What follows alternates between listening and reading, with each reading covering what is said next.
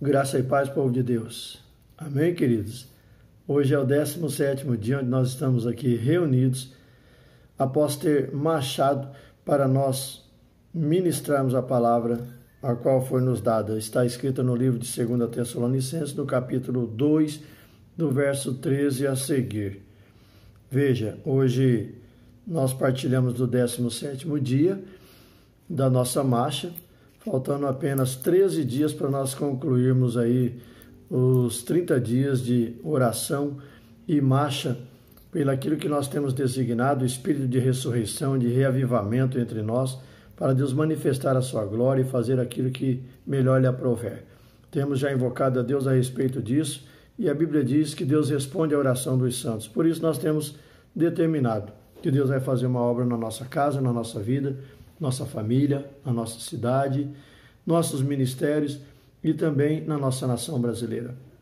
Nós cremos, por isso falamos. Agora, gostaria de ler o texto do capítulo 2 de 2 Tessalonicenses, no capítulo 2:13. Capítulo 2, verso 13 diz: Mas devemos sempre dar graças a Deus por vós, irmãos amados no Senhor, por vós ter Deus elegido desde o princípio para a salvação em santificação do Espírito e fé da verdade, para que pelo nosso Evangelho vos chamou para alcançardes a glória de nosso Senhor Jesus Cristo. Então, irmãos, estáis firmes e retendes as tradições que vos foram ensinadas, seja por palavras, seja por epístola nossa. E o próprio Senhor Jesus Cristo e o nosso Deus e Pai, que nos amou e em graça deu uma eterna consolação e boa esperança, console o vosso coração e vos conforte com toda boa palavra e obra. Veja, nós encontramos nesse texto aqui, no versículo 13, por exemplo, ele diz: Mas nós devemos sempre dar graças a Deus por vós, irmãos amados do Senhor, por vos ter Deus elegido desde o princípio para a salvação e santificação no Espírito e fé da verdade. O apóstolo Paulo, escrevendo aos Tessalonicenses, ele aborda o fato de que havia um desejo dele agradecer a Deus pela vida desses irmãos amados que Deus havia acrescentado no meio deles, assim como nós também agradecemos a Deus por você ter caminhado conosco até o presente momento e por você ter sonhado, esperado e desejado ainda continuar essa caminhada. Por isso nós estamos invocando a Deus por um avivamento. É possível que através de um avivamento nós consigamos ainda muito mais prevalecer sobre as dificuldades, as tormentas que a vida impõe sobre nós. Por isso, esse avivamento é aclamado, é buscado. Como Deus tem nos dito que nós precisamos desenvolver os dons que Ele nos deu, desenvolver o nosso ministério 100%.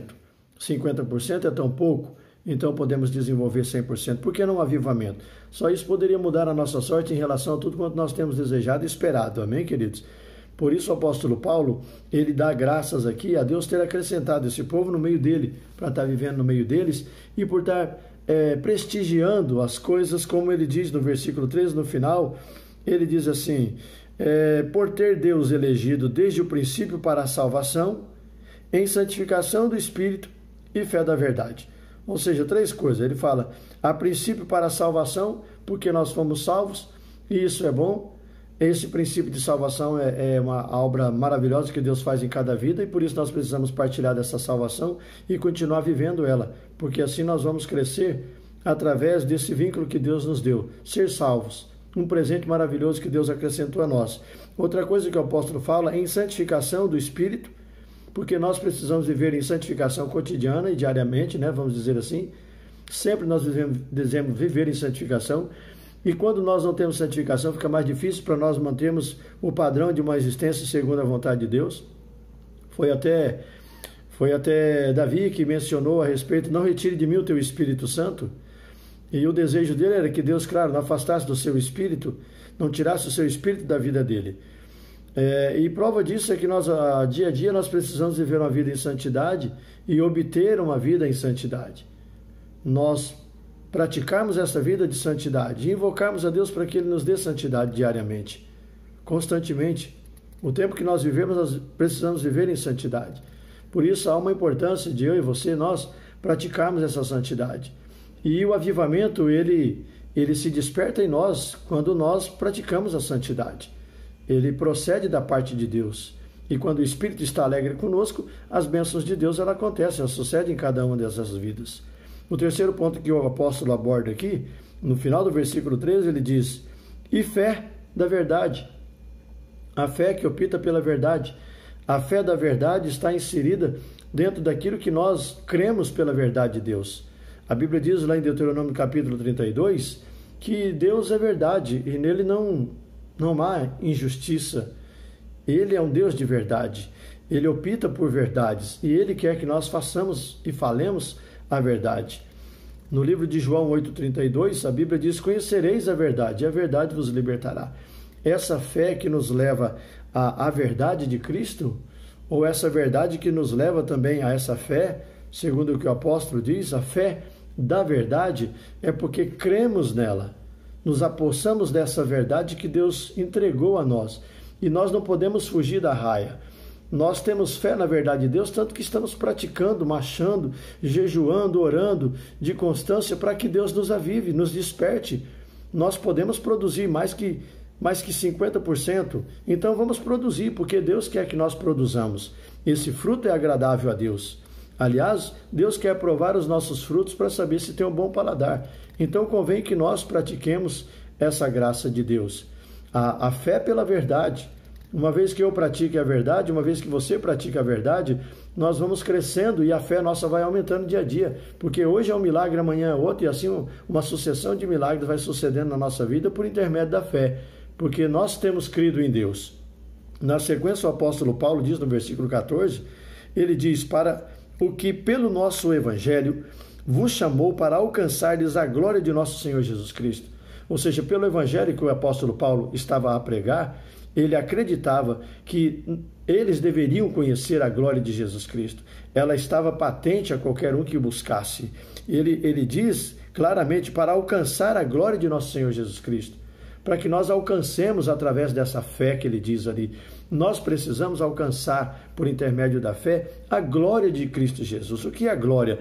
É uma coisa sublime, maravilhosa, e nós estamos empenhados a descobrir esse poder de glória sobre nossas vidas. A manifestação dessa glória, a maneira com que ele nos envolve com essa glória, nós também vamos transportar a glória. Vamos fazer com que essa glória seja lançada sobre tantas outras vidas. Uma pessoa abençoada abençoa tantas outras. Uma pessoa cheia de glória, ela transmite glória para outras pessoas.